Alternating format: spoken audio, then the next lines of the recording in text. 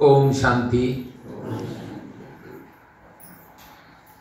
माझा आणि अप्पांचा संबंध 38 वर्ष 1986 ला मी लातूरमध्ये आलो त्यावेळेस झाला। राष्ट्रीय स्वयंसेवक संघातला एक व्यक्ती प्रजापिता ब्रह्माकुमारी या संस्थेमध्ये निष्ठेने काम करतो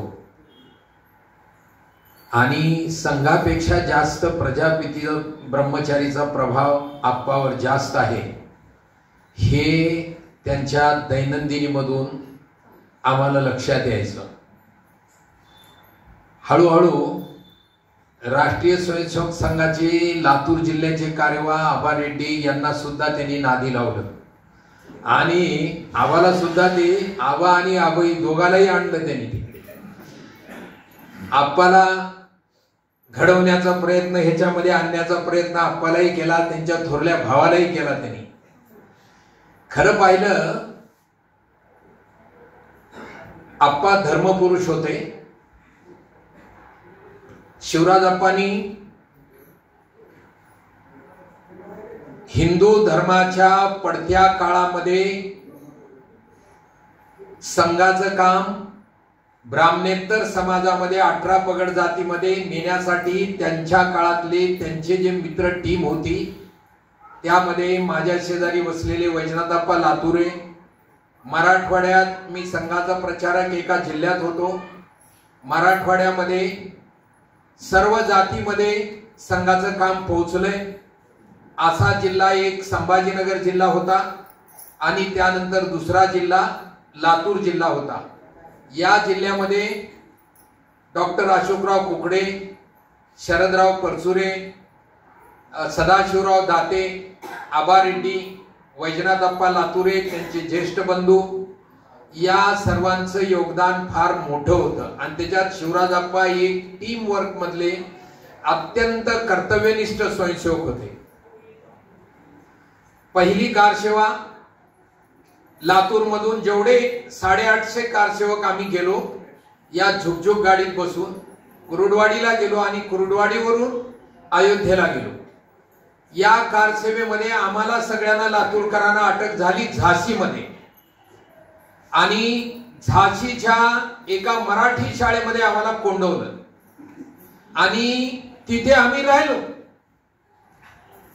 पण पहिल्या कारसेवेत एक गुण त्यांचा लक्षात आला माझ्या आणि दुसऱ्या कारसेवेत 6 डिसेंबरला आम्ही डायरेक्ट साकेत महाविद्यालयापर्यंत पोहोचलो, म्हणजे अयोध्येत पोहोचलो आणि साकेत महाविद्यालयामध्ये आमचे लातूरचे 4500चे वर स्वयंसेवक आम्ही नांदेडहून गेलेले आणि लातूरहून गेलेले सगळेच तिथं पोहोचलो।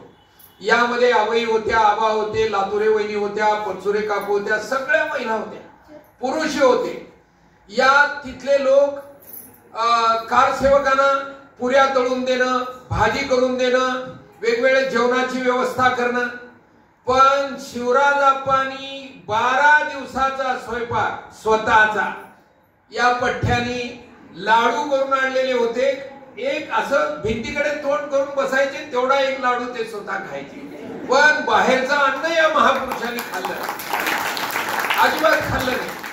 अशी स्थिती आप्पाची होती। आप्पाचं एक आदर्श जीवन होतं।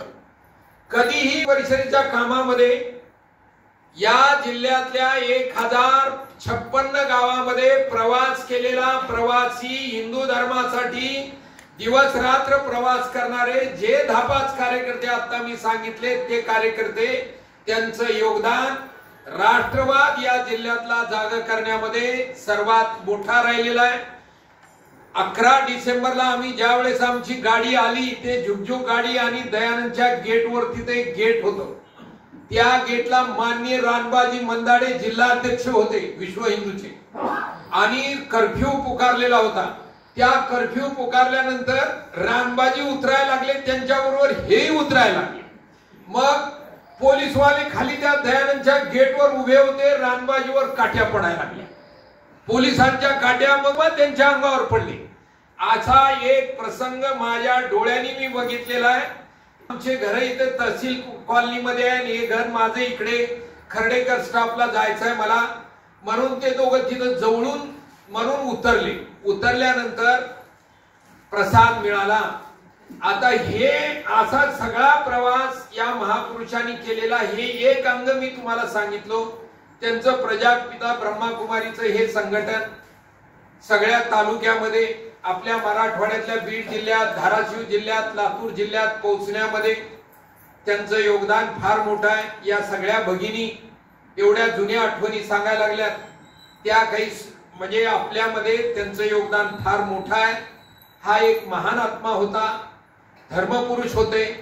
शिवराजप्पांनी हिंदू धर्माच्या जागृतीमध्ये मोठं योगदान दिलेलं आहे आणि आपल्या देशाच्या राष्ट्रभक्तीमध्ये जागृती करण्याचं काम या तळागाळात राहून, कधी प्रसिद्धीत पेपरमध्ये नाव यावं, मला कुठलं तिकीट मिळावं, मला कुठला नगरसेवक करावं, अशी कुठली स्वार्थपूर्ण भावना न ठेवता धर्मासाठी काम केलेला एक महात्मा म्हणजे आदरणीय शिवराजप्पा हिंगणे आहेत.